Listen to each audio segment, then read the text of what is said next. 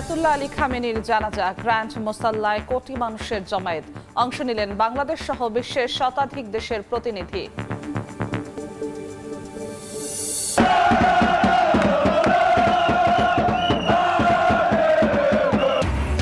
প্যারাগুয়েকে বিদায় করে কোয়ার্টার ফাইনালে ফ্রান্স। পেনাল্টি থেকে গোল করে মেসিকে স্পর্শ করলেন এমবাপে। কানাডার বিপক্ষে দাপুটে জয় মরক্কোর।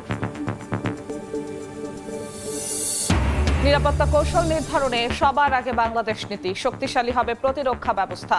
প্রেসিডেন্ট গার্ড রেজিমেন্টের প্রতিষ্ঠা বার্ষিকীতে রাষ্ট্রপতি। ভয়াবহ ইঞ্জিন সংকটে জোড়াতালি দিয়ে চলছে রেলওয়ে। টিকে থাকা ৬৬% মেয়াদ উত্তীর্ণ। বাড়ছে শিডিউল বিপর্যয় ও দুর্ঘটনা। দ্রুত নতুন ইঞ্জিন কেনার পরামর্শ। এবং ৩ মাস ধরে চাঙ্গা ঢাকা স্টক এক্সচেঞ্জ। পুঁজিবাজার নিয়ে সরকারের ভাবনার প্রতিচ্ছবি হিসেবে দেখছেন বিশ্লেষকরা। বন্ধ প্রতিষ্ঠানের শেয়ারের দাম বৃদ্ধিতে শঙ্কা।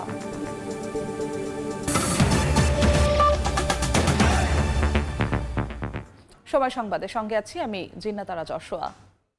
আয়াতুল্লাহ আলী খামেনির বিদায়ে কাঁদছে ইরান। তেহরানের গ্র্যান্ড মোসাল্লায় প্রথম জানাজায় অশ্রুসিক্ত চোখে প্রিয় নেতাকে শেষ বিদায় জানান কোটি মানুষ।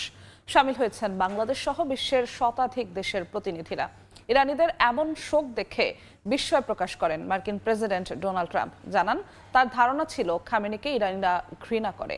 ট্রাম্পের এমন মন্তব্যে ক্ষোভ প্রকাশ করে ইরান বলেছে, মানুষকে হত্যা করা গেলেও তার আদর্শকে ধ্বংস করা যায় না। শোকের চাদরে ঢাকা ইরান। চারিদিকে কান্নার রোল আর বুকফাটা আর্তনাদ। 2 দিনের রাষ্ট্রীয় শোকানুষ্ঠানের পর রোববার তেহরানের ইমাম খামেনি গ্র্যান্ড মোসাল্লায় অশ্রুসিক্ত চোখে বিদায় জানানো হলো প্রিয় নেতাকে। জানাজায় অঝরে কাঁদেন প্রেসিডেন্ট মাসুদ পেজেশকিয়ান, স্পিকার বাঘের গালিবাফ, আইআরজিসি প্রধান সহ ইরানের শীর্ষ নেতারা। অংশ নেন বাংলাদেশ সহ বিশ্বের শতাধিক দেশের সরকার, রাষ্ট্রপ্রধান ও প্রতিনিধিরা। সোমবার পর্যন্ত রাষ্ট্রীয় মর্যাদায় তেহরানে রাখা হবে আয়াতুল্লাহ আলী খামেনির মরদেহ। এরপর মঙ্গলবার শোকযাত্রার মাধ্যমে নেওয়া হবে পবিত্র নগরী কুমে। সেখান থেকে বুধবার ইরাকের বাগদাদ, নাজাফ ও কারবালায় জানাজা এবং শোকানুষ্ঠান হবে। সবশেষে ইরানের পবিত্র নগরী মাশহাদে রাষ্ট্রীয় মর্যাদায় দাফন করা হবে আয়াতুল্লাহ আলী খামেনিকে। এদিকে খামেনির জানাজায় এত মানুষের উপস্থিতি দেখে বিস্ময় প্রকাশ করেছেন মার্কিন প্রেসিডেন্ট ডোনাল্ড ট্রাম্প। ইরানের মানুষ খামেনিকে ঘৃণা করে এমনটাই ভেবেছিলেন বলে জানান তিনি। দাবি করেন, চাইলে তিনি জানাজায় উপস্থিত সবাইকে লক্ষ্যবস্তু বানাতে পারতেন, কিন্তু তা করলে আলোচনার সুযোগ থাকবে না। খামেনির জানাজা শেষ না হওয়া পর্যন্ত ইরান ও যুক্তরাষ্ট্রের আলোচনা সাময়িকভাবে স্থগিত থাকবে বলেও জানান মার্কিন প্রেসিডেন্ট। অন্যদিকে খামেনির শেষ বিদায় অনুষ্ঠান নিয়ে ট্রাম্পের মন্তব্যে তীব্র প্রতিক্রিয়া জানিয়েছে ইরান। আর্মেনিয়ার ইরানি দূতাবাস সামাজিক যোগাযোগ মাধ্যম এক্সে এক বার্তায় জানায়, মানুষকে হত্যা করা গেলেও আদর্শকে হত্যা করা যায় না। নাসরিন রুমি, সময় সংবাদ। ফিফা বিশ্বকাপের খবর।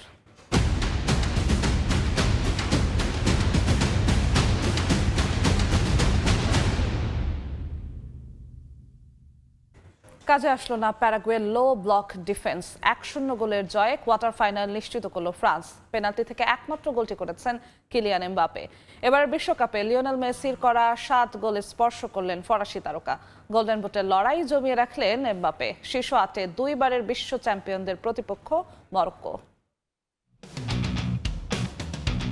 বিশ্বকাপে অপ্রতিরোধ্য ফ্রান্স স্বাভাবিকভাবে প্যারাগুয়ের বিপক্ষে ফেভারিট হয়েই মাঠে নামে 2 বারের বিশ্ব চ্যাম্পিয়নরা। তবে লাতিন দলটি ভালোই পরীক্ষা নিয়েছে এমবাপ্পে, দেম্বেলে, উলিসেদের। লম্বা সময় ক্ষিপ্র আক্রমণকে বোতলবন্দি করে রাখে প্যারাগুয়ের রক্ষণ। শুরু থেকেই বল দখল কিংবা আক্রমণে একেবারে একপেশে করে রাখে ফরাসিরা। তবে প্রতিপক্ষের রক্ষণে গিয়ে থমকে থাকতে হয়েছে তাদের। এবারের বিশ্বকাপে অপেক্ষাকৃত ছোট দলগুলো লো ব্লক ডিফেন্সে বড় দলগুলোকে নাস্তানাবুদ করে রাখে। সবশেষ আর্জেন্টিনার বিপক্ষেও দেখিয়েছিল কেপ ভার্দে, যার প্রতিফলন দেখা গেল এই ম্যাচেও। আক্রমণে না যেতে পারলেও রক্ষণকে জমাট বেঁধে রাখতে পেরেছে প্যারাগুয়ে। প্রথম 30 মিনিট দাপট দেখিয়েছে ফ্রান্স। 36 মিনিটে বাড়ে উত্তেজনা। প্যারাগুয়ের ডিবক্সের বাইরে এমবাপেকে ফাউল করলে এক পর্যায়ে হাতাহাতি পর্যন্ত হয় ফুটবলারদের মাঝে। যদিও কোনো কার্ড দেখতে হয়নি ফুটবলারদের। ফ্রান্সের দাপট থাকলেও গোল শূন্য শেষ হয় প্রথমার্ধ। দ্বিতীয়ার্ধেও যখন সাফল্য পাচ্ছিল না ফরাসিরা, তখন পরিবর্তন আনে একাদশে দিজিয়ে দুয়েকে মাঠে নামান দিদিয়ের দেশম, আর তাতেই সাফল্যের মুখ দেখে ফ্রান্স। প্যারাগুয়ের ডিফেন্স ভাঙতে গেলে দুয়েকে ফাউল করেন ফুটবলাররা, যদিও শুরুতে পেনাল্টি দেয়নি রেফারি। পরবর্তীতে VAR এ পেনাল্টির ঘোষণা দেন উজবেকিস্তান রেফারি। পেনাল্টি শুটআউটেও ছিল দুই দলের ফুটবলারদের মাঝে উত্তেজনা। শুরুতে দেমবেলে কিক করতে গেলেও তিনি ফিরে এসে এমবাপ্পেকে দেন কিক করতে। এই তারকা অবশ্য কোনো ধরনের মিস করেননি। দারুণ শটে বোকা বানান আলোচিত প্যারাগুয়ে গোলরক্ষককে। 1-0 লিড নেয় ফরাসিরা। এরপর অবশ্য সমতায় ফিরতে চেষ্টা করেছে প্রতিপক্ষরা, তবে ফ্রান্সের ডিফেন্সের কাছে আর পেরে ওঠেনি। শেষ দিকে অবশ্য দারুণ এক সুযোগ তৈরি করে এমবাপ্পে, তবে গিলের নৈপুণ্যে দুইবারেও জালের ঠিকানা খুঁজে পাননি এমবাপ্পে। শেষ পর্যন্ত 1-0 গোলের জয়ে কোয়ার্টার ফাইনাল নিশ্চিত করল ফ্রান্স। সেই সঙ্গে এবারের বিশ্বকাপে মেসির 7 গোল স্পর্শ করলেন এমবাপ্পে। আর কোয়ার্টার ফাইনালে ফ্রান্সের প্রতিপক্ষ মরক্কো। তারেক হাসান শিমুল, সময় সংবাদ।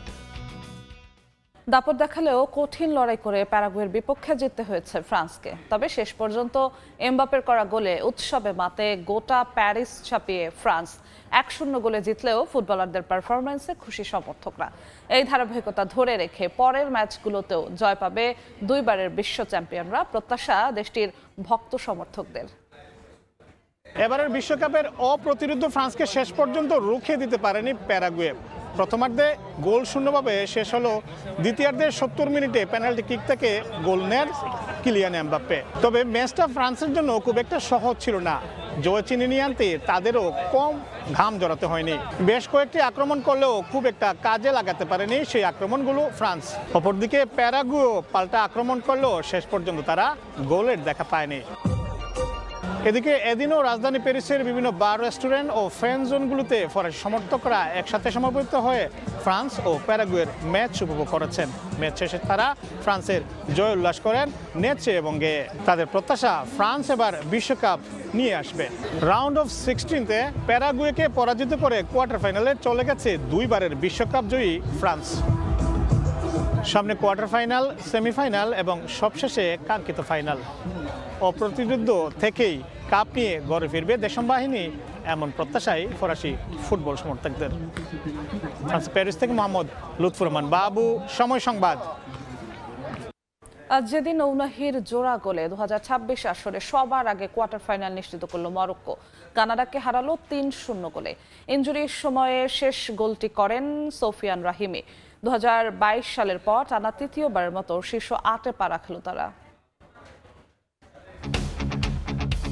যুক্তরাষ্ট্রের হিউস্টনে রাউন্ড অফ 16-এর প্রথম ম্যাচ। মরক্কোর বিপক্ষে কানাডার লড়াই ছিল দেশটির প্রথমবারের মতো কোয়ার্টার ফাইনালের মাইল ফলকের লক্ষ্যে। কিন্তু মরক্কোর পাওয়ার ফুটবলের সামনে 16-এই থামতে হলো সহস্বাগতিকদের। শুরুর দিকে মরক্কোকে চাপে রাখে কানাডা। খেলার 10 মিনিটে অসাধারণ এক সেভ করে মরক্কোকে বাঁচান গোলরক্ষক ইয়াসিন বোনো। আক্রমণ প্রতি আক্রমণ আর উত্তেজনায় ঠাসা ম্যাচের প্রথমার্ধে গোলের দেখা পায়নি কোনো দলই। বল দখলে মরক্কো এগিয়ে থাকলেও সুযোগ বেশি তৈরি করেছে কানাডা। কানাডার একটি শটের বিপরীতে মরক্কো শট নিয়েছে 4টি, যেখানে কানাডার 2টি শটের লক্ষ্যে ছিল মরক্কোর মাত্র 1টি। 50 মিনিটে ডান প্রান্তে আশরাফ হাকিমি ফ্রি কিক থেকে সরাসরি শট না নিয়ে বল পাঠান বক্সের কাছাকাছি থাকা আজিদ্দিন উনাহিকে। দারুণ এক মাটি কামড়ানো শটে বল জালে জড়ান এই মিডফিল্ডার। সমতায় ফিরতে মরিয়া কানাডা একসঙ্গে অনেক খেলোয়াড়কে সামনে তুলে আনে, কিন্তু 82 মিনিটে সেই সুযোগই কাজে লাগায় মরক্কো। বল দখলে নিয়ে দ্রুত পাল্টা আক্রমণে ওঠে তারা। দারুণ এক থ্রো পাস গিয়ে পৌঁছায় ব্রাহিম দিয়াজের কাছে। তার বাড়িয়ে দেয়া বলে কোনো ভুল করেনি আজিদ্দিন উনাহি। জোরালো শটে ম্যাচে নিজের দ্বিতীয় গোলটি করেন উনাহি। 2-0 গোলের লিড নেয় আফ্রিকার দেশটি। ম্যাচে ফিরতে মরিয়া কানাডা খেই হারায় শেষ মুহূর্তে। আরও এক গোল হজম করে প্রথমবার রাউন্ড অফ 16 খেলতে আসা দলটি। স্কোর করেন রাহিমি। 3-0 গোলের জয় নিশ্চিত হয় মরক্কানদের। সেই সঙ্গে প্রথম দল হিসেবে কোয়ার্টার ফাইনালে পা রাখল আশরাফ হাকিমির দল। 2022 সালের পর আবারও শীর্ষ 8 নিশ্চিত করল তারা। আব্দুল্লাহ শাফি, সময় সংবাদ। জাতীয় নিরাপত্তা কৌশল নির্ধারণে সবার আগে বাংলাদেশ নীতি ধারণ করা হচ্ছে। এর মধ্য দিয়ে প্রতিরক্ষা ব্যবস্থা আধুনিক ও শক্তিশালী হবে বলে জানিয়েছেন রাষ্ট্রপতি মোহাম্মদ শাহাবুদ্দিন। সকালে ঢাকা সেনানিবাসে প্রেসিডেন্ট গার্ড রেজিমেন্টের 51তম প্রতিষ্ঠা বার্ষিকীতে একথা জানান তিনি। রাষ্ট্রপতি বলেন, সরকার সশস্ত্র বাহিনীকে আধুনিক বাহিনী হিসেবে গড়ে তুলতে বদ্ধপরিকর। প্রচলিত নিরাপত্তা ঝুঁকির পাশাপাশি এখন সাইবার হামলা, এআই এর অপব্যবহার এবং বিভিন্ন ধরনের নিরাপত্তা হুমকির চ্যালেঞ্জ সৃষ্টি করেছে মন্তব্য করে এসব মোকাবিলায় প্রযুক্তি সক্ষমতা বৃদ্ধি ও কার্যকর কৌশলের ওপর সরকার সশস্ত্র বাহিনীকে আধুনিক চতুর্মাত্রিক বাহিনী হিসাবে গড়ে তুলতে অঙ্গীকারবদ্ধ। দেশের প্রতিরক্ষা পরিকল্পনা প্রণয়ন ও প্রস্তুতি, প্রতিরোধ সক্ষমতা বৃদ্ধি ও জাতীয় নিরাপত্তা কৌশল নির্ধারণে নেওয়া হয়েছে সবার আগে বাংলাদেশ নীতি।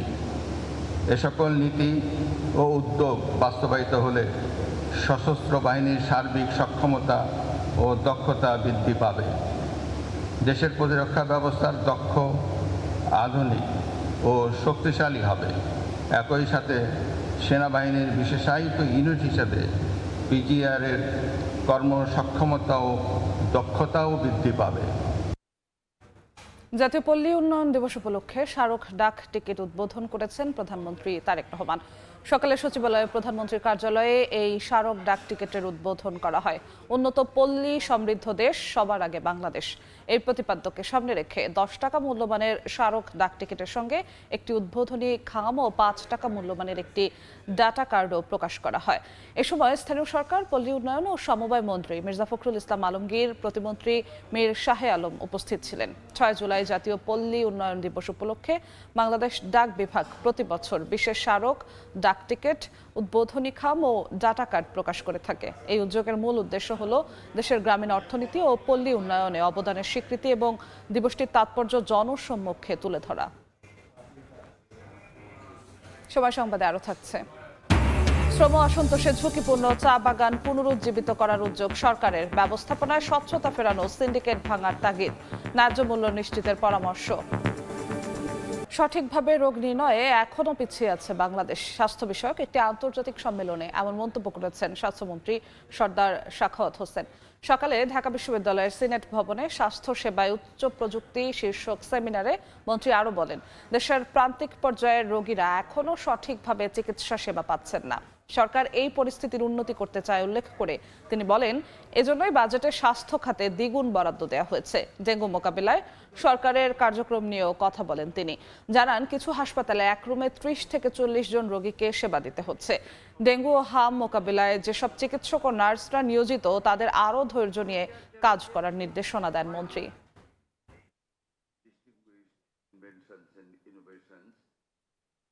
Professor Dr. F.M. Siddiqui, Honorable 11,000 to 12,000 people for one doctor.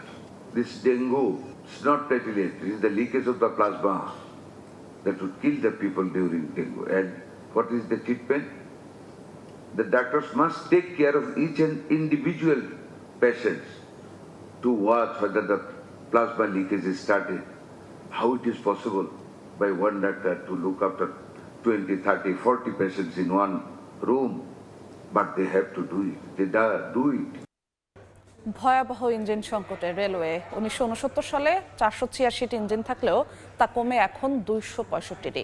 টিকে থাকা ইঞ্জিনের 66%ই মেয়াদ উত্তীর্ণ। রেল কর্মকর্তারা বলছেন, ইঞ্জিন সংকটে বাড়ছে শিডিউল বিপর্যয় ও দুর্ঘটনা, কমছে গতি।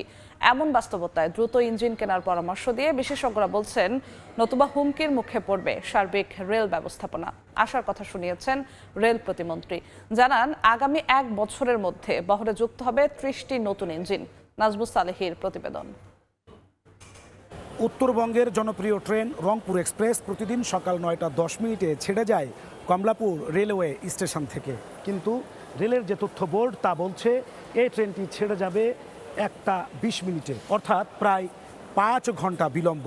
তবুও কখন ছাড়বে তার সুনির্দিষ্ট তথ্য নেই কারো কাছে। এই রুটের যাত্রীরা বলছেন, উত্তরবঙ্গের প্রায় প্রতিটি ট্রেনেই এমন দুর্ভোগে পড়তে হয় তাদের। গল্পটি 14 জুনের। এদিন উত্তরবঙ্গের ট্রেন নীলসাগর, বুড়িমারি, একতা ও রাজশাহী এক্সপ্রেস যাত্রা করেছে 3 থেকে 4 ঘন্টা বিলম্বে। পূর্বাঞ্চলের চট্টলা ও উপকূল এক্সপ্রেসও পড়েছে শিডিউল বিপর্যয়ে। ফলে সারাদিনই স্টেশনে দীর্ঘ অপেক্ষায় ভোগান্তিতে পড়েন রেলপথের যাত্রীরা। 3 ঘন্টা ধরে বসে আছি, এখনো ট্রেনের কোনো ঠিক নাই, কখন আসবে তাও জানি না। রংপুর থেকে আমরা প্রায় 16.5 ঘন্টায় ঢাকা কমলাপুর এসে পৌঁছাইলাম। প্রত্যেকটা দিন যাত্রী এসে বসে থাকে 2 ঘন্টা 3 ঘন্টা করে। শিডিউল বিপর্যয়ের কারণ জানতে স্টেশন মাস্টারের কক্ষে সময় সংবাদ। তার দাবি, ইঞ্জিন সংকটে সময় মতো চালানো যাচ্ছে না ট্রেন। প্রতিদিনই দীর্ঘ হচ্ছে বিলম্ব ট্রেনের সারি। মিটার গেজের ইঞ্জিন সংকটের কারণে আমাদের মিটার গেজের যে ট্রেনগুলো, এই ট্রেনগুলো শিডিউল ধরে রাখা কষ্ট হচ্ছে আমাদের। 1969-70 সালে বাংলাদেশ রেলবহরে ইঞ্জিন ছিল 486টি, যা কমে দাঁড়িয়েছে 265টি। টিকে থাকা ইঞ্জিনগুলোর 66%-ই মেয়াদ পেরিয়ে গেছে বহুদিন আগে। মেকানিকরা বলছেন, পুরানো ইঞ্জিন মেরামতের যন্ত্রপাতিও পাওয়া যায় না এখন। ফলে জোড়াতালি দিয়ে চলছে রেল। 50-60 বছর, 30 বছর, 40 বছর এভাবে আছে। ইঞ্জিন মেরামত করে, রিপেয়ারিং করে, পুরান জিনিস দিয়া নতুন জিনিস একে ভাবা যায় না। একের দিন আগে লাগা ভাস করতে। 50-60 বছরের ইঞ্জিন আছে, এই যে 2300-2400 এটাই জোড়া তারা দিয়ে চালাইতেছে। এমন বাস্তবতায় যোগাযোগ বিশেষজ্ঞরা বলছেন, দ্রুত ইঞ্জিন কেনা না হলে হুমকির মুখে পড়বে সার্বিক রেল ব্যবস্থা। বাণিজ্যিকভাবে তো রেল ইতিমধ্যে ক্ষতিগ্রস্ত, সেখানে অর্থনৈতিক ক্ষতির মধ্যে পড়বে, যাত্রী সেবা বিঘ্নিত হবে। সেক্ষেত্রে আসলে পুরো রেল পরিচালনা এটা কিন্তু ভেঙে পড়ার আমি একটা বড় সম্ভাবনা দেখছি। আশার কথা শোনালেন রেল প্রতিমন্ত্রী। জানান, 6 মাস থেকে 1 বছরের মধ্যে আসবে 30টি নতুন ইঞ্জিন। পুরোপুরি সংকট কাটতে সময় লাগবে আরও। 30টা লোকোমোটিভ যতটুকু পাইপলাইনে আছে সেটাকে আমাকে ধরে নিতে হবে 6 মাস থেকে 1 বছরের মধ্যে। আমরা নতুনভাবে যা করতেছি এগুলি ধরে নিতে হবে যে 2 বছর পর আমরা যে এই সেবাটা নিশ্চিত করতে পারবো। বর্তমানে 6টি প্রকল্পে 166টি ইঞ্জিন কেনার পরিকল্পনা নিয়ে কাজ করছে বাংলাদেশ রেলওয়ে। নাজমুস সালেহী, সময় সংবাদ, ঢাকা। এবার বাণিজ্যের সংবাদ।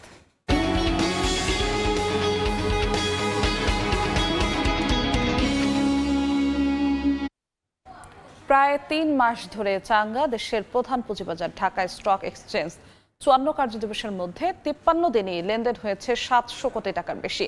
একে পুঁজিবাজার নিয়ে সরকারের বিশেষ ভাবনার প্রতিচ্ছবি হিসেবে দেখছেন অর্থনীতি বিশ্লেষকরা। যদিও কার্যক্রম বন্ধ প্রতিষ্ঠানের শেয়ারের দাম বৃদ্ধি কিংবা জেট ক্যাটাগরির কোম্পানির দাপট বাজারে শঙ্কা বাড়াচ্ছে বলে মনে করেন তারা। এ অবস্থায় খারাপ কোম্পানির শেয়ার লেনদেনের সীমা নির্ধারণের পরামর্শ তাদের। কামরুল হাসান সবুজের রিপোর্ট। চাঙ্গা দেশের প্রধান পুঁজিবাজার ঢাকা স্টক এক্সচেঞ্জ। শুরুটা গেল 8 এপ্রিল, যেদিন ঢাকার পুঁজিবাজারে লেনদেন হয় 991 কোটি 59 লাখ টাকার শেয়ার, যা এর আগের কার্যদিবসের চেয়ে 394 কোটি 56 লাখ টাকা বেশি। এরপর 700 কোটি টাকার কম দৈনিক লেনদেন হয়েছে মাত্র একদিন 19 মে 675 কোটি 73 লাখ টাকা। 30 জুন পর্যন্ত বাকি 52 কার্যদিবসে 700 কোটির বেশি লেনদেন হয়েছে 7 দিন, 18 দিন হয়েছে 800 কোটি টাকার বেশি, 900 কোটি টাকার বেশি হয়েছে 7 দিন, 1000 কোটি ছাড়িয়েছে 18 দিন, আর 2 দিন পার হয়েছে 1,500 কোটি টাকার গণ্ডি। এর আগে ঢাকার পুঁজিবাজারে দৈনিক লেনদেনে এমন টানা চাঙ্গা ভাব দেখা গেছে 2022 সালের 23 অক্টোবর পর্যন্ত। Message is clear, this government is serious with the capital market improvement এবং এটা ব্রড বেসড করা, পার্টিসিপেটরি করা। বিশ্লেষকরা বলছেন, বিনিয়োগমুখী হওয়ার পরও শঙ্কা জাগাচ্ছে দৈনিক লেনদেনে চাঙ্গা ঢাকার পুঁজিবাজার। এখন যেটা ক্যাপিটাল মার্কেট তোমরা দেখতেছো বা শেয়ার বাজার, পপুলারলি নোন অ্যাজ, এটা কোনো শেয়ার বাজার না। এটা ছোট হতে হতে হতে এত ছোট হয়ে গেছে। এর মধ্যে যে 1000-1200-1300 কোটি টাকা টার্ন ওভার হচ্ছে, এটা আমাদের গুড লাক ফরাস। ওটা কিছু না, এক্সপেকটেশন থেকে, আশাবাদ থেকে যে সামনে ভালো হবে। লেনদেন বেশি হওয়ার মানে কিন্তু এই নয় যে খুব ভালো মানের লেনদেন হচ্ছে। সাধারণ বিনিয়োগকারীদের বিনিয়োগ নিয়ে তাদের এমন শঙ্কার কারণও স্পষ্ট। গেল 30 জুন পর্যন্ত 1 বছরের লেনদেন পর্যালোচনা করে দেখা গেছে, প্রতিষ্ঠান বন্ধ কিংবা প্রতিষ্ঠানের কার্যক্রম বন্ধ। ডিএসসির ওয়েবসাইটে এমন 33টি কোম্পানির তালিকা প্রকাশের পরও এসব কোম্পানিতে অর্থলগ্নি করে চলেছেন বিনিয়োগকারীরা। এই 33 কোম্পানির মধ্যে আবার 20টির শেয়ারের দাম বেড়েছে গেল 1 বছরে। এমনকি এ সময় 24 টাকা 40 পয়সার শেয়ারের দাম ঠেকেছে 80 টাকা 60 পয়সায়, 70 টাকা 50 পয়সার শেয়ারের দাম উঠেছে 204 টাকা 30 পয়সায়। শুধু তাই নয়, গেল সোমবার যে শেয়ার বিক্রি হয়েছে 230 টাকা 70 পয়সায়, পরদিন তা 250 টাকা 80 পয়সায় হয়েছে হাতবদল। ঝুঁকিপূর্ণ কোম্পানিগুলোতে বিনিয়োগ বৃদ্ধি মানেই হলো যে এই পুরো স্টক মার্কেটের ঝুঁকি বেড়ে যাচ্ছে। শেয়ার বাজারের ধরনটাই এমন যে এখানে একবার আতঙ্ক তৈরি হলে তখন কিন্তু তর্কে পড়ে যায়। যদি অস্থিরতা তৈরি হয়, যে কোনো ধরনের ঘটনা ঘটে, তাহলে সেই ক্ষেত্রে এটা দায়টা কে নেবে পরে। বাজারে বাজে কোম্পানি থেকে বিনিয়োগ সুরক্ষা দিতে ভালো কোম্পানি তালিকাভুক্ত করতে সরকারকে এবার জোরে সোরে উদ্যোগ নেওয়ার তাগিদ দিচ্ছেন বাজার বিশ্লেষকরা। ক্যাপিটাল মার্কেটকে তোমরা যে অবয়বে দেখতে চাইছ, সেটার জন্য লোকাল ভালো কোম্পানিগুলোকে বিক্রি করতে হবে। সরকারি মালিকানা অনেকগুলো ভালো আছে, গুড আর্নিংস, ওদের যদি ক্যাপিটালের দরকার না হয় তারা ডাইরেক্ট লিস্টিংয়ের মাধ্যমে বিক্রি করতে পারবে। আরেকটা হচ্ছে মাল্টিনেশনাল কোম্পানি। বেশ কয়েকটা মাল্টিনেশনাল কোম্পানি কিন্তু শেয়ার বাজারে তালিকাভুক্ত নয়। কামরুল হাসান সবুজ, সময় সংবাদ, ঢাকা। বকেয়া মজুরিকে কেন্দ্র করে শ্রম অসন্তোষে ঝুঁকিতে পড়ে যায় দেশের 31টি চা বাগান। উদ্ভূত পরিস্থিতিতে বাগানগুলো পুনরুজ্জীবিত করার উদ্যোগ নিয়েছে সরকার।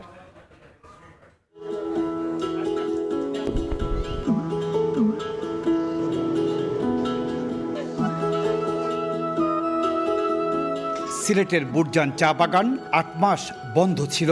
বাংলাদেশ চা বোর্ড ও জেলা প্রশাসন এই বাগানের 1500 শ্রমিক কর্মচারীর মানবিক দিক বিবেচনায় এনে বাগান পরিচালনায় 1 বছরের জন্য স্থানীয় একটি কোম্পানিকে কেয়ারটেকারের দায়িত্ব দেয়। তবে 8 মাস বাগান বন্ধ থাকাকালীন শ্রমিকদের বেতন ভাতার বিষয়টি ঝুলে আছে।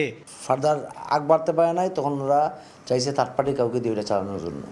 তখন ওরা আমাদেরকে প্রপোজ করছে। আমাদের মেডওয়াপ নাই, আর তারপরে মেডিকেলের কোনো চিকিৎসার খরচ নাই। নিরিখের উপরে নির্ভর আমরা ওই যে 178 টাকা এটাই দিই।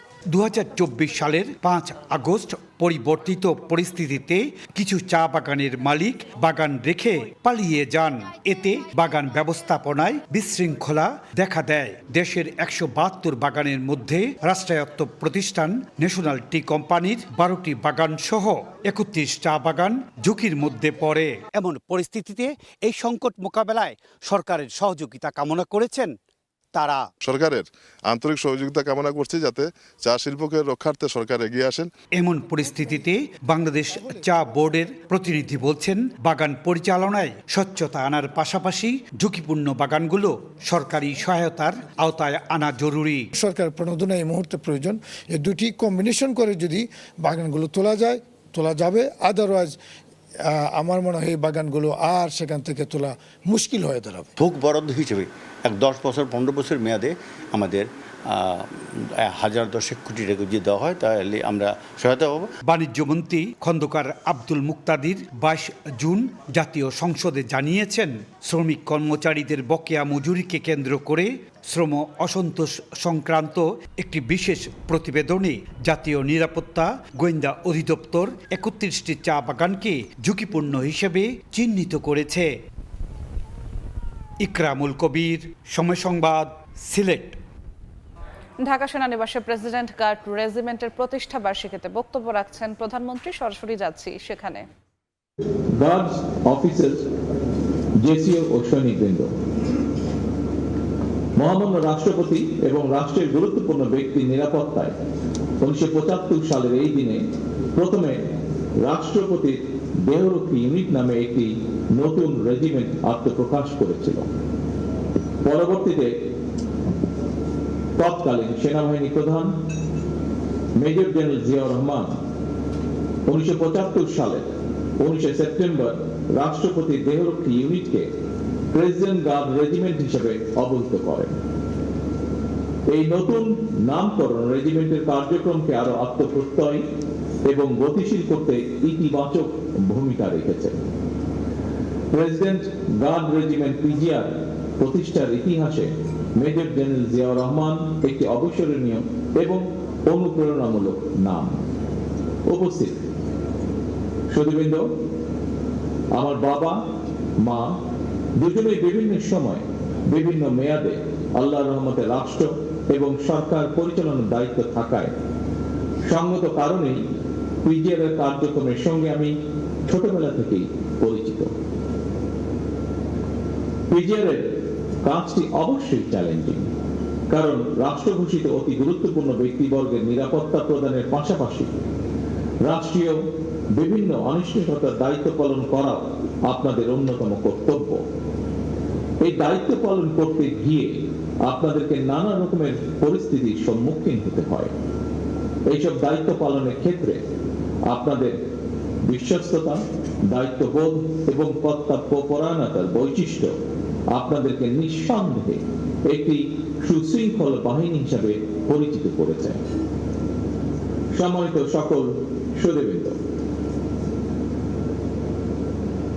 আমি যতটুকু জানি, সুশৃঙ্খলতার স্বীকৃতি স্বরূপ পিজিআর চলতি বছর ন্যাশনাল স্ট্যান্ডার্ড পুরস্কারের জন্য মনোনীত হয়েছে। একটি বাহিনী হিসাবে এটি অবশ্যই আপনাদের জন্য অত্যন্ত গৌরবের। এই সাফল্যের জন্য আমি আবারও আপনাদেরকে জানাই আন্তরিক অভিনন্দন। যে কোনো প্রতিকূল পরিস্থিতিতেও আপনাদের ইস্পাত কঠিন দায়িত্ববোধ অবশ্যই প্রশংসনীয়। আমি জানি বাংলাদেশ সেনাবাহিনী হতে বিশেষভাবে নির্বাচিত এবং প্রশিক্ষিত সদস্যগণই এই রেজিমেন্টের দায়িত্ব পালনের জন্য যথা নিয়মে নির্বাচিত হয়ে থাকেন। অর্থাৎ প্রেসিডেন্ট গার্ড রেজিমেন্ট সেনাবাহিনীর অধীনে একটি বিশেষায়িত প্রতিষ্ঠান। সুতরাং পেশাদারিত্ব, আনুগত্য এবং শৃঙ্খলার সমন্বয় পিজিআর সদস্যগণ নিজেদের উপর অর্পিত দায়িত্ব যথারীতি পালন করবেন, এটি বিধিবদ্ধ নিয়ম। আপনাদের কার্যক্রমের মাধ্যমে পিজিআর এর দক্ষতা এবং একনিষ্ঠতা ফুটে উঠবে, এটি আমরা সকলে প্রত্যাশা করি। পিজিআর সদস্যগণ, আপনারা যেহেতু সবাই সেনাবাহিনীর বিভিন্ন পর্যায়ের কর্মকর্তা এবং সদস্য, ফলে আপনারাও সবাই বিশেষভাবে প্রশিক্ষিত, যা আপনাদের এই রেজিমেন্টকে আরো দক্ষ, আত্মবিশ্বাসী এবং গৌরবান্বিত করেছে বলে আমি দৃঢ়ভাবে বিশ্বাস করি। একটি দেশের সশস্ত্র বাহিনী দেশ এবং জনগণের সাহস এবং গৌরবের প্রতীক। 1971 সালের মহান মুক্তিযুদ্ধে সশস্ত্র বাহিনীর সাহসী ভূমিকা সেনাবাহিনীকে বাংলাদেশের গৌরবময় ইতিহাসের সঙ্গে অবিচ্ছিন্ন এবং অঙ্গাঙ্গিভাবে জড়িয়ে ফেলেছে। উপস্থিত গার্ড সদস্যবৃন্দ, যে কোনো বাহিনীর সামনে প্রচলিত চ্যালেঞ্জের বাইরেও বর্তমানে আর্থসামাজিক, ভূ রাজনৈতিক পরিস্থিতি এবং তথ্য প্রযুক্তির অবাধ বিকাশের ফলে বহুমাত্রিক নিরাপত্তা চ্যালেঞ্জ তৈরি হয়েছে। সাইবার যুদ্ধ, ইলেকট্রনিক ওয়ারফেয়ার, ড্রোন যুদ্ধ কিংবা তথ্য যুদ্ধ, এসব নতুন নতুন ক্ষেত্রগুলো কোনোভাবেই উপেক্ষা করার সুযোগ নেই।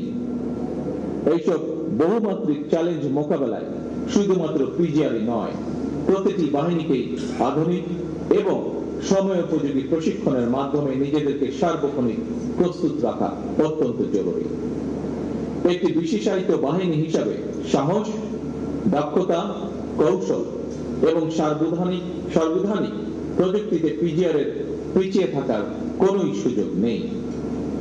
আমি কিছুদিন আগে এসএসএফ এর প্রতিষ্ঠা বার্ষিকীর অনুষ্ঠানে আমার একটি উপলব্ধির কথা শেয়ার করেছিলাম।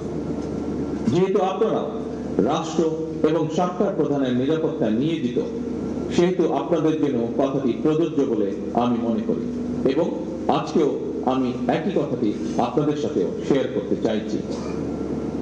সেটি হলো, একটি গণতান্ত্রিক সরকারের প্রধান হিসাবে রাজধানী ঢাকা এবং ঢাকার বাইরে দেশের প্রত্যন্ত অঞ্চলে প্রায়শই জনসভা এবং বিভিন্ন রাষ্ট্রীয় কর্মসূচিতে আমাকে অংশগ্রহণ করতে হয়। ফলে সেই সকল অনুষ্ঠানে আপনাদেরকেও দায়িত্ব পালন করতে হয়। তবে এই ধরনের অনুষ্ঠানে ব্যাপক জনসমাগমের মধ্যে নিরাপত্তা নিশ্চিত করা অবশ্যই কিছুটা জটিলতাপূর্ণ। এসব কর্মসূচি পালনের সময় একদিকে সরকার প্রধানের নিরাপত্তা ব্যবস্থা বজায় রাখা, অপরদিকে নাগরিক জীবনের স্বাচ্ছন্দ্য নিশ্চিত রাখা, এই দুইটির মধ্যে ভারসাম্য রক্ষা করেই আপনাদেরকে নিরাপত্তা কৌশল প্রণয়ন করতে হয়। তবে আপনাদের প্রতি আমার আহ্বান, নিরাপত্তা কৌশল এমনভাবে বিন্যাস করা জরুরি, জনগণ যাতে নিজেদেরকে সরকার প্রধান থেকে বিচ্ছিন্ন মনে না করেন। একটি গণতান্ত্রিক সরকারের প্রধান হিসাবে আমি জনগণের বিশ্বাস এবং ভালোবাসার উপরে আমার আস্থা এবং নির্ভরতা বজায় রাখতে চাই। সুতরাং নিরাপত্তা কৌশল যাতে সরকার প্রধান থেকে জনগণ থেকে দূরে ঠেলে না দেয়, সেদিকে বিশেষভাবে লক্ষ্য রাখার জন্য আমি আপনাদের প্রতি বিশেষভাবে আহ্বান জানাই। উপস্থিত সুধীবৃন্দ, সশস্ত্র বাহিনীর পাশাপাশি পিজিআর কিংবা এসএসএফ এর মতন সফিস্টিকেটেড বাহিনীগুলোকে সরকার আরো আধুনিকায়নের পরিকল্পনা গ্রহণ করেছে। এই বিষয় যথা নিয়মে পদক্ষেপও গ্রহণ করা হচ্ছে। আমি বিশ্বাস করি সশস্ত্র বাহিনী যদি দেশপ্রেমে উদ্বুদ্ধ হয়ে কঠোর নিয়মবর্তিতা অনুসরণ এবং পেশাদারিত্ব বজায় রাখেন, তাহলে দেশের সার্বভৌমত্ব আর কখনোই হুমকির সম্মুখীন হবে না বলে আমি বিশ্বাস করি, ইনশাআল্লাহ। প্রিয় গার্লস সদস্যবৃন্দ, আমি আশা করব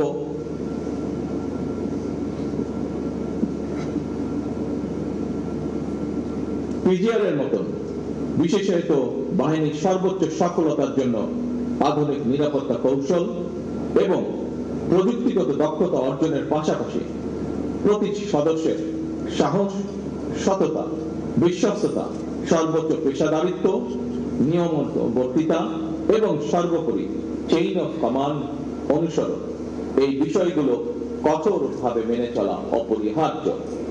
পরিশেষে পিজিআর এর গৌরবময় প্রতিষ্ঠা বার্ষিকের এই দিনে আমি আপনাদের সকলের সুস্বাস্থ্য, মঙ্গল এবং উত্তরোত্তর সমৃদ্ধি কামনা করে আমার বক্তব্য শেষ করছি। আল্লাহ আমাদের সকলের সহায় হন। আল্লাহ হাফেজ। বাংলাদেশ জিন্দাবাদ। ঢাকা সেনানিবাসে বক্তব্য রাখছিলেন প্রধানমন্ত্রী তারেক রহমান। আমরা সরাসরি যুক্ত ছিলাম সেখানে। দেখছেন সময় সংবাদ। আন্তর্জাতিক অপরাধ ট্রাইব্যুনালে কথা বলছেন চিফ প্রসিকিউটর। সরাসরি যাচ্ছে তার বক্তব্যে। অথবা কার্যক্রম নিষিদ্ধ করার সুযোগ আছে, বাট ওই সংগঠনটি যদি কোনো অন্যায় করে থাকে, অপরাধ করে থাকে, তার তো বিচার হতে হবে আগে। বিচার ছাড়া যদি আপনি ওই সংগঠনটাকে ব্যান করেন, তাহলে তো জনমনে প্রশ্ন দেখা দেবে। তো সেই কারণে আওয়ামী লীগ সংগঠন হিসেবে কোনো অপরাধ করেছে কিনা, এটা অবশ্যই তদন্ত হওয়া প্রয়োজন, এবং সেটি হচ্ছে। এবং সেখানে যদি তাদের বিরুদ্ধে যদি অভিযোগ প্রমাণিত হয়, তারপরে আমাদের এখানে বিচার সাপেক্ষে প্রয়োজনীয় ব্যবস্থা নেওয়া যেতে পারে, অথবা সরকার অন্যভাবে ব্যবস্থা নেবে। দলের নেতাদের কি হবে যারা এখন পর্যন্ত 30 তারিখ পর্যন্ত 6টি মামলার রায় হয়েছে, এই মামলাগুলো যখন চলে শেখ হাসিনা, চাঙ্কারপুর, আবু সাইদ, প্রত্যেকটা সূচনা বক্তব্যের ভিতরে আমরা শুনেছি এই অভিযোগগুলো ছিল যে আওয়ামী লীগ, যুবলীগ এবং ছাত্রলীগ সহ তাদের অঙ্গ সংগঠনের নেতাকর্মীরা এই যে প্রাণঘাতী অস্ত্র তাদের কাছে দেখা গেছে তারা এটাতে জড়িত ছিলেন। তাহলে এটা প্রমাণ করার জন্য আমরা কেন এত সময় লাগতেছে? আমি তো প্রত্যেকটার সাথেই তো পাশাপাশি এই সংগঠনগুলোর নেতাকর্মীরা যে জড়িত ছিল সেটা তো আমার অভিযোগের মধ্যেই তো আছে না। এইটা বলছে যে 71 থেকে সব দলের সভাপতি দণ্ডিত হয়ে সিদ্ধান্ত, দলের সর্বোচ্চ যে নেতা সে দণ্ডিত হয়ে, তার পরের যে সাধারণ সম্পাদক সহ দলের শীর্ষ পর্যায়ে সহযোগী সংগঠনের সভাপতি, সেক্রেটারি সহ একটা মামলা বিচারের শেষ পর্যায়ে প্রায় ওবায়দুল কাদের সহ। এই মামলাগুলো শেষ হলেও তো এই বিচারটা অনেক দূর আগে যায় না আওয়ামী লীগের? অবশ্যই আগে যায়। যেটা হচ্ছে যে আপনি যেটা বলছেন একটু পার্থক্য আছে। ব্যক্তির দায় এবং সংগঠনের দায় দুইটা অনেকটা ওভারল্যাপিং, কিন্তু তার মধ্যেও কিছু পার্থক্য থাকে। যেমন ধরেন সংগঠন হিসেবে কিছু ভূমিকা থাকে, এটা ব্যক্তির দ্বারাই পরিচালিত হয়। আন্তর্জাতিক অপরাধ ট্রাইব্যুনালে বক্তব্য রাখছেন চিফ প্রসিকিউটর। আমরা যুক্ত ছিলাম সেখানে। তার বক্তব্যের বাকি অংশ দেখতে চোখ রাখুন সময় টিভির ফেসবুক পেজে। দেখছেন সময় সংবাদ। গাজায় থামছে না ইসরায়েলি হামলা। বিভিন্ন এলাকায় নতুন করে হামলায় অন্তত 9 ফিলিস্তিনি নিহত হয়েছেন। আহত হয়েছেন আরও অন্তত 21 জন। উত্তর গাজার জাবালিয়া শরণার্থী শিবিরে ড্রোন হামলায় 1 জন, বেইত লাহিয়ায় 2 জন এবং গাজা সিটিতে 1 ফিলিস্তিনি নিহত হন। এছাড়া গাজা সিটির জেইতুন এলাকায় পৃথক ড্রোন হামলায় আরও 1 জন নিহত এবং 1 জন আহত হয়েছেন। গাজার স্বাস্থ্য মন্ত্রণালয় জানিয়েছে একই সময়ে আহত অন্তত 16 জনকে বিভিন্ন হাসপাতালে ভর্তি করা হয়েছে। এদিকে গাজায় যুদ্ধবিরতি লঙ্ঘন এবং মানবিক সহায়তা প্রবেশে বাধার প্রতিবাদে শনিবার সুইডেনের রাজধানী স্টকহোমের ওডেন প্ল্যান স্কোয়ারে বিক্ষোভ করেছেন শত শত মানুষ।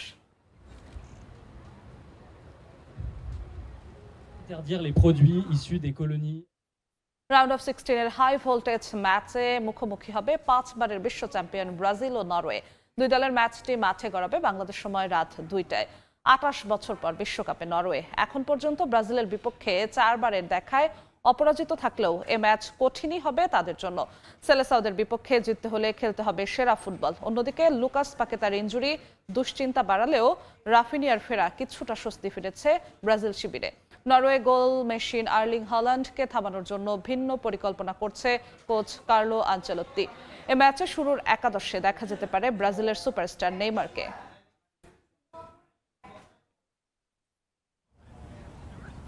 এ পর্যায়ে শীর্ষ সংবাদগুলো জানিয়ে দিচ্ছি আরেকবার। নিরাপত্তা চ্যালেঞ্জ মোকাবিলায় সশস্ত্র বাহিনীকে করা হবে সময় উপযোগী। পিজিআর এর প্রতিষ্ঠা বার্ষিকীতে প্রধানমন্ত্রী। সবার আগে বাংলাদেশ নীতিতে জোর রাষ্ট্রপতির।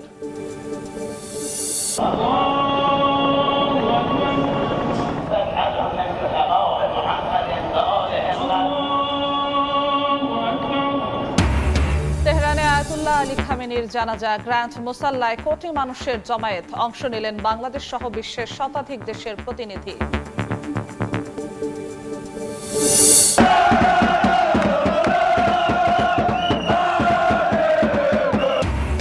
প্যারাগুয়েকে বিদায় করে কোয়ার্টার ফাইনালে ফ্রান্স। পেনাল্টি থেকে গোল করে মেসিকে স্পর্শ করলেন এমবাপে। কানাডার বিপক্ষে দাপটে জয় মরক্কোর।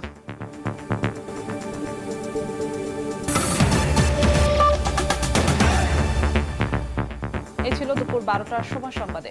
দর্শক, বিশ্বকাপ ফুটবলের মহাযজ্ঞ সরাসরি সম্প্রচার করছে সময় টেলিভিশন। দেখতে চোখ রাখুন সময়ের পর্দায়। এরপর খেলার সময় নিয়ে সঙ্গে থাকবেন সহকর্মী মাকসুম আলম খান। জিন্নাতারা যশো, আপনাকে ধন্যবাদ। খেলার সময় নিয়ে আসছি কিছুক্ষণ পর, সঙ্গেই থাকুন সময়ের।